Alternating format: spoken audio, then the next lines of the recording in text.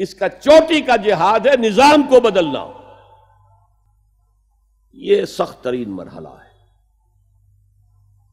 اس لیے کہ ظاہر بات ہے کہ خلا تو کہیں ہے نہیں، کوئی نہ کوئی نظام تو ہے، اور وہ نظام اپنے آپ کو ڈیفینڈ کرتا ہے، وہ سٹیٹس کو وہ چاہتا ہے. اس کے ساتھ جو پریولیج کلاسز ہیں وہ چاہیں گی نظام یہی رہے. اسی کی شاخوں پر تو ہمارے آشیانے بنے ہوئے ہیں، ہمارے گھونسلے ہیں، ہمارے مفادات پر زد پڑ رہی ہے. Grid up your lines, resist them. یہ معاملہ ہے جس میں تصادم آتا ہے. نظام تصادم کے بغیر نہیں بدل سکتا. دعوت کے ذریعے آپ سلیم الفطرت سلیم العقل لوگوں کو کھینچ لیں گے، لیکن لاتوں کے بھوت باتوں سے نہیں مانتے. جن کے ویسٹڈ انٹرسٹ ہے وہ نہیں چھوڑیں گے. ان میں سے بھی ہو سکتا ہے نکل آئے. ابو بکر صدیق انہی میں سے تھے، عثمان غنی انہی میں سے تھے، لیکن نکل آتے، لوگ نکل آتے. لیکن اکثریت ان کی وہ ڈٹ جاتی ہے. گارڈ اپ یور لائنز، اپنے مفادات کا تحفظ کرو، بچاؤ اپنے مفادات کو. تو تصادم بیکمز انیویٹیبل.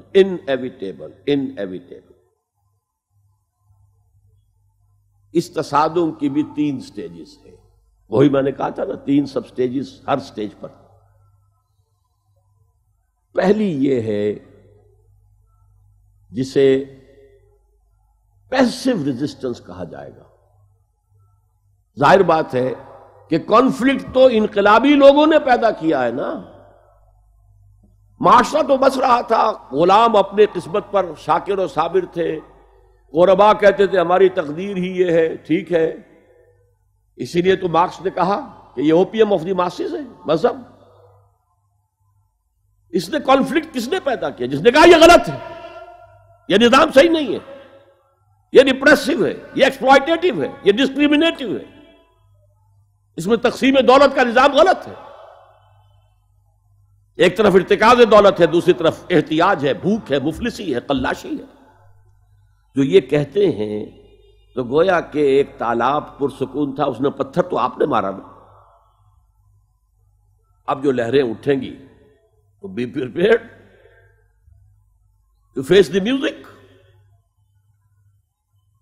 چنانچہ مارو ان کو قتل کرو، ان کو جیلوں میں ٹھونس دو، ان کو یہ کرو، ان کو وہ کرو.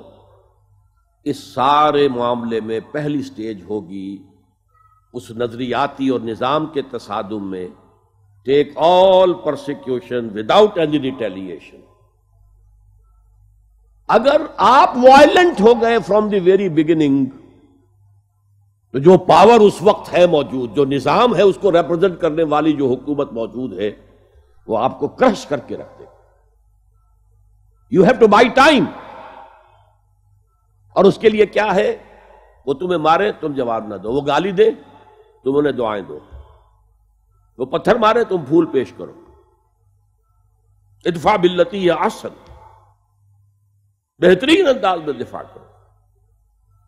اسے کہتے ہیں پیسو ریزسٹنس. حضور کی سیرت میں پورے 12 برس یہ حکم تھا. This was the order of the day. No retaliation whatsoever, no raising of hands even in self defence. اور یہ میں آپ کو بتا چکا ہوں، مہاتما گاندھی نے کہا، سرحدی گاندھی عبد الغفار خان سے، کہ میں نے یہ عدم تشدد جو ہے، تشدد کا جواب تشدد سے نہ دینا، یہ میں نے سیکھا ہے حضرت مسیح سے اور حضرت محمد سے صلی اللہ علیہ وسلم. حضرت مسیح کی زندگی پہلی سٹیج ہی پر تک رہی، آگے کی وہ مہم چلی ہی نہیں، اس لیے کہ آپ کو ریسپانس ملا ہی نہیں. کہتے ہیں کل 72 آدمی ایمان لائے تھے ان پر، اور ان میں سے بھی 12 تھے جو ان کے مخلص ساتھی تھے، حواریین تھے، ہر وقت ساتھ رہتے تھے. اور ان میں سے بھی ایک وہ تھا جس نے غداری کر کے گرفتار کرایا ہے، ان کی اپنی روایت کے مطابق. اس کو چھوڑیے، تفصیل میں نہیں جانے کی ضرورت نہیں. تو بہرحال اس سے اگلی سٹیج کیسے آتی؟ دعوت وہ دیتے رہے، وعظ کہتے رہے، یہ سب کچھ کرتے رہے. سیکنڈ سٹیج تک رہے. تھرڈ سٹیج تک تو جب تک کہ قوت حاصل نہ ہو، you can't proceed. If there is no response, you can't go forward. لیکن یہ کہ حضور کی زندگی میں اگلی سٹیج آ گئی. ساتھی آئے, انہیں مارے کھانی پڑی, دہکتے ہوئے انگاروں پہ لٹایا گیا, جانوروں کی لاشوں کی طرح ان کی گردن کے اندر رسیاں باندھ کر انہیں گھسیٹا گیا گلیوں کے اندر. سب کچھ ہوا ہے, برداشت کیا. انہیں قتل بھی کیا گیا. حضرت سمیہ, حضرت یاسر پہلے مقتولین ہیں, میاں بیوی رضی اللہ تعالی عنہما. سب کچھ ہوا ہے, برداشت کرو, اسبرو, صبر کرو. اس کا ایک بہت بڑا نتیجہ نکلتا ہے. اس معاشرے میں جو سائلنٹ میجورٹی ہوتی ہے, وہ سائلنٹ میجورٹی سائلنٹ تو ہوتی ہے, ڈمب تو ہے, ڈیف نہیں ہے, بلائنڈ نہیں ہے. وہ بلال کی چیخیں تو سن رہی ہے نا, وہ دیکھ رہی ہے کس طرح دہکتے ہوئے انگاروں پر خباب بن الارت کو لٹایا گیا. یہ جو سائلنٹ میجورٹی ہوتی ہے, اب یہ سوچتی ہے یہ ان کے اوپر کیوں یہ تشدد آ رہا ہے. کیا بلال نے آقا کی کوئی چوری کر لی تھی؟ کہیں خدا نہ خواستہ خاکم بدہن آقا کی بیٹی کی عزت پر ہاتھ ڈال دیا؟ کیا کیا تھا جو یہ آقا جو ہے امیہ ابن خلف یہ کچھ کر رہا ہے اس کے ساتھ؟